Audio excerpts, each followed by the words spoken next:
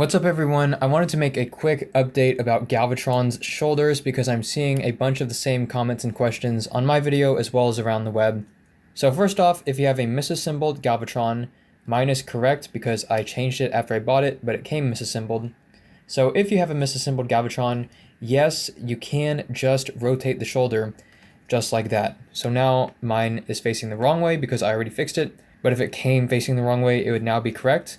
Of course, the bad thing about that is that now you have a pin showing, which might not be the end of the world to some people. It might be a huge eyesore to others. It's a huge eyesore to me, but yes, you can just rotate the shoulder. The next thing I want to address is how it affects transformation. So you can see this pin sticking out of his forearm there, and that's actually meant to peg into the slot on his shoulder. And if you face it around so that the wrong side is facing forward, even if you don't mind the way it looks, you're not going to be able to peg in that forearm very well. At least on my copy, I'm unable to get it in there. The hole does seem to be big enough, but I think it is too high and misplaced, so you can't really collapse that.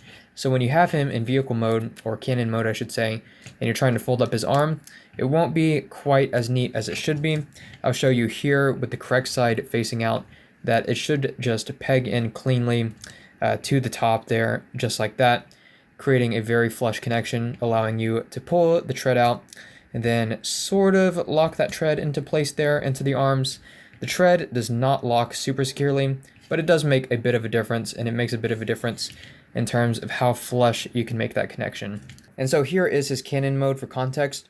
You can see this is the side where the forearm is correctly pinned into the shoulder because I have the correct side facing forward. And here's the side where it's not pinned in because I have the incorrect pin side facing forward. And so you can see it does make a bit of a visual difference there. The treads don't lock in place super securely anyways, so I don't think it's a big deal in that regard, but it does make a difference from the side here in terms of how flush that looks in my opinion. It's a big deal to me that it looks more flush, and it's a big deal in robot mode that the correct side is facing forward, at least in my opinion. Also, I'll just note that the shoulder assembly does make some bit of a difference here in cannon mode.